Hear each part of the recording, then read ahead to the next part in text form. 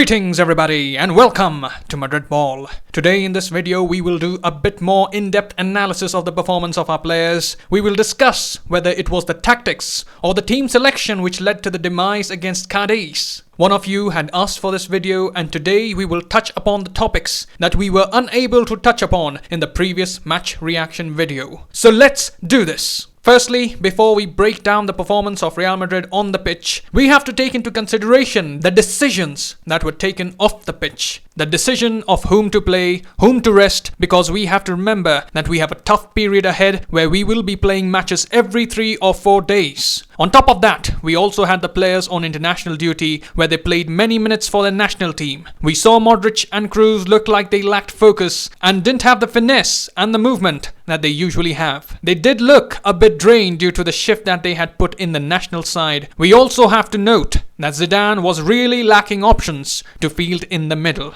Casemiro and Valverde had just returned a few days ago from their trip to South America, and we know in South America the matches are more intense and more physical, and hence it was understandable that both of them didn't start after they had just taken part in one training session before the match. And obviously Odegaard returned with a calf injury.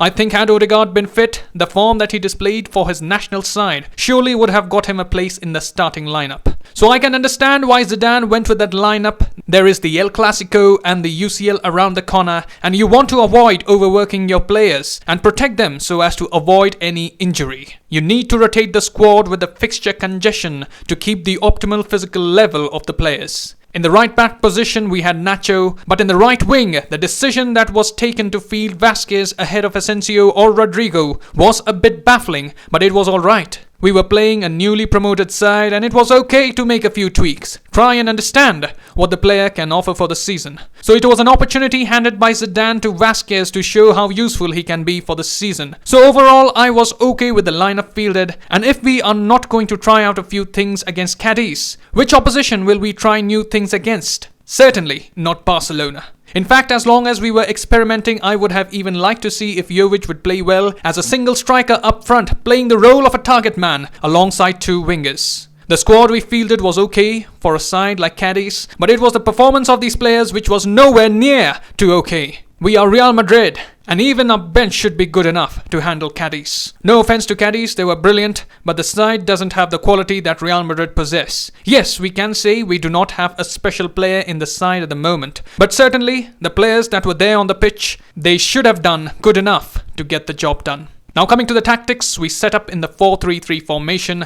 Modric was playing in his regular position and Isco was operating in the advanced midfield role. We saw him operate in the attacking midfield sometimes. He was also drifting towards the left. With no Casemiro, it was Modric and Kroos who had to pick up the added defensive responsibility. So we saw them operate in a much more withdrawn role. On the other hand, Cadiz went with the 4-4-2 formation with Lozano and Negredo playing a true striker up front. Alvaro Negredo had a great game. He just didn't look like a player who is 35. He put in a good shift against Real, but without Casemiro, our defense just wasn't able to cope up with the movement of Lozano and Negredo. Alex Fernandez, the brother of Nacho Fernandez, he was also playing through the left, joining in the attack. You can see him advancing in this picture, and these players together were a handful for the Real Madrid defense. Real just couldn't cope up with the counter-attacking play that these players exhibited. Cadiz did take the approach of hitting Real on the counter-attacks, and there were so many counter-attacks because the Real Madrid players were so careless with their passing. Modric was losing possession, Kroos was losing possession, Isco didn't really cover himself with glory, and Cadiz defended deep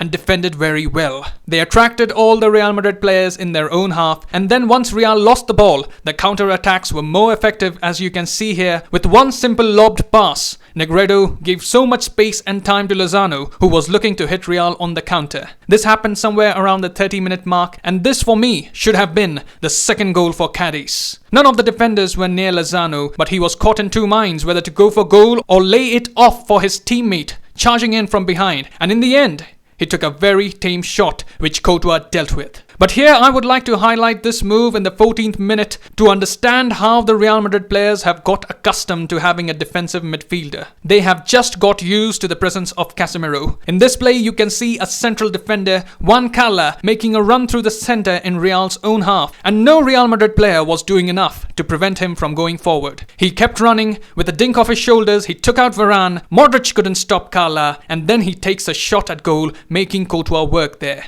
We see Modric involved in this play and Kroos was also nearby, but their game style is completely different. They lack the physicality and you won't see them making those strong tackles or make a sliding challenge and stop the attacking player by hook or crook. It is here. Had Casemiro been there on the pitch, he would have made a strong tackle and maybe bring down the attacking player by any means necessary. So as a result, the Real Madrid defense, Varane and Ramos, were dearly missing Casemiro in the first half, who would do all the dirty work ahead of them, act as a shield for the defensive line, and without him, the defense was exposed far too often. The goal that we conceded, Ramos was caught ball watching. Choco Lozano already had a head start ahead of Ramos, and as you can see in the build-up, Negredo sees Lozano with space ahead of him. Ramos tried to catch him from behind, but he had too much to cover up in the end. It was a bit surprising Ramos didn't anticipate the move. The Real Madrid defense looked really disjointed in the match against Cadiz. Now coming to our attack, most of it was happening through the left where Vinicius, Benzema and Marcelo were operating.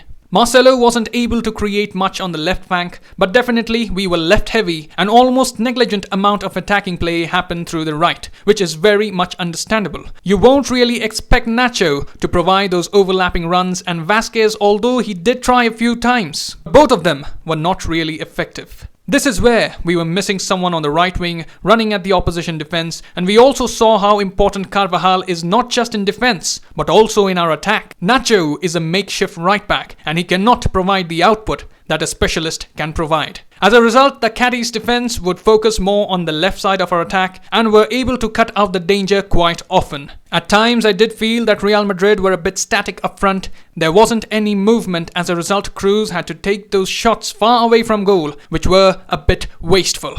Benzema was again all over the place in attack except for being in the center. In fact, at times we also saw Vinicius operating more centrally, which is not his game. He is more comfortable and effective on the wings, taking on those defenders, using his pace, making those blistering runs. In the second half, we did make those changes. We were better, but we didn't really create anything to trouble Cadiz. Asensio was brought on to create some impact on the right wing, but even he was coming towards the left at times to make something work. Real Madrid were caught offside 5 times in the match. Just tells you how well the Cadiz defense was set up. In the 78th minute, we saw Jovic coming off the bench, and had Benzema not been offside, Jovic could have had a goal on the day. It would have been a confidence booster for him, but this guy just can't seem to catch a break at the moment. With Jovic and the other attackers on, Real did provide a few nervy moments to Cadiz towards the end, but Cadiz held on and withered the storm. Real were not at their creative best, ensuring a soul-crushing defeat for the Los Blancos. So those were the happenings of the match. Hope you liked the tactical review. Now we move on to the Champions League fixture against Shakhtar.Donetsk. Tomorrow I will be providing the match preview to you guys. I will try to upload a bit quickly tomorrow. Let me know what you thought about our defense in the match. Do you think they have got too used to the presence of Casemiro, which caused them to struggle in the first half? Write in the comment section below. Lastly, if you like my effort, do give me a thumbs up on your way out. I will see you soon. Till then, as always, Hala Madrid. Yeah.